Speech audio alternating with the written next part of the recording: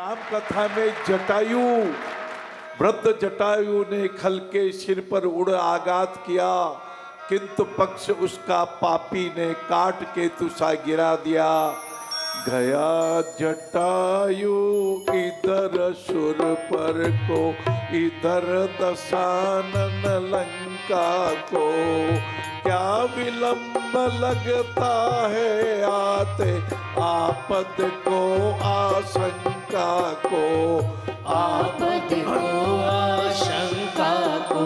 भाई और बहनों, आपका जीवन बहुत सुखी रहे।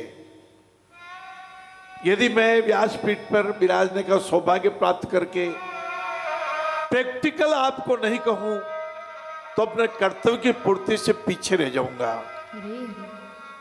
एक नाविक जा रहा था, कुछ विद्वान लोग बैठे हुए थे। नाविक को पूछा, आपको गणित कितनी आती है? नाविक ने कहा, महाराज मैं तो अंगूठा छाप हूं, मेरे को गणित नहीं आती। किसी ने बोल दिया, तुम्हारा तो पाप जिंदगी बेकार गई। किसी ने पूछा, तुम्हें स्टैटिस्टिक्स कितनी आती है, आंकड़ों का ज्ञान कितना है? महाराज नहीं आती, तुम्हारी आधी जिंदगी बेकार गई। उसी समय कुछ तूफान आने लगा, नाव हचकोले खाने लगी। नाविक ने बोला, आपको तैरना किस किस को आता है? ये तूफान बहुत भयंकर आ रहा है, शायद नाव डूब जाए, मैं तो तैर के किनारे चला जाऊंगा। आप में से तैरना किसको आता है? बोले, हमें तैरना नहीं आता। आपकी पूरी जिंदगी बेकार गई।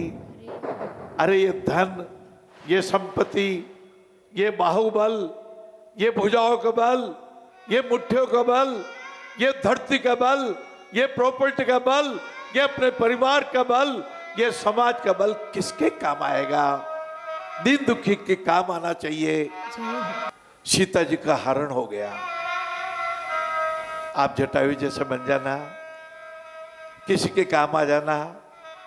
आप निषादराज गो जैसा बन जाना, आप केवट बन जाना, आप विभीषण बन जाना, आप हनुमान जी की कृपा प्राप्त कर लेना, आप हनुमान चालीसा पढ़ लेना, आप सुंदरकांड का पाठ कर लेना। अपने गुणों को बढ़ा लीजिए, अपनी सज्जनता को बढ़ा लीजिए। आपको यदि 2 किलो गेहूं के दाने मिले हैं, उनको खेत में बो दीजिए। 2 साल में वो 2 किलो का संवर्धन 2 क्विंटल और 10 क्विंटल हो जाएगा। उनको गरीबों में भंडारा करा दीजिए, उन गेहूं को पिसवा करके गरीबों में भंडारा कर दीजिए। यहाँ जब आप नारायण स्वामी आएंगे, 4000 बच्चों को भोजन करते हुए पाएंगे।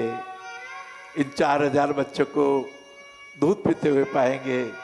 आपको लगेगा आपका दान उग गया, आपके दान का संवर्धन हो गया, आपका पुण्य उग गया।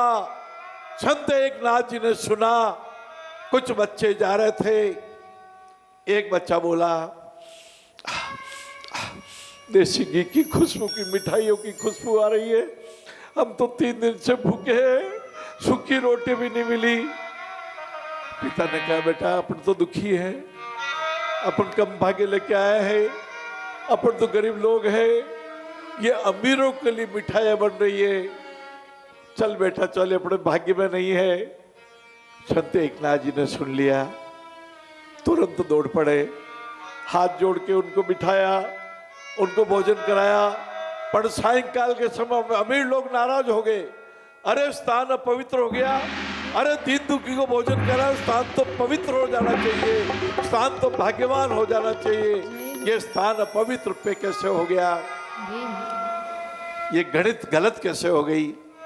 3 और 5 8 होते हैं, 3 और 5 2 कैसे रह गए? युग युग की बातें हैं बाबू, माताओं बहनों।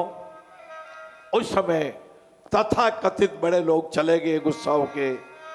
एकनाथ जी की पत्नी ने कहा था, आप आह्वान कीजिए 21 पीढ़ियों के पितरों का, आप प्रार्थना कीजिए, आप निवेदन कीजिए। और संत एकनाथ जी के 21 पीढ़ी के पितर सब शरीर वहां पधार गए और भोजन प्रसाद ग्रहण किया।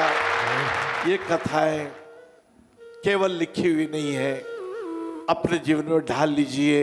उमंग की नवधारा है जीवन कितना प्यारा है। शबरी की कथा को कोई नहीं भूल पाएगा। जब तक दुनिया रहेगी शबरी की कथा अमर रहेगी हरे हरे और अमर रहेगा हनुमान जी का मिलन।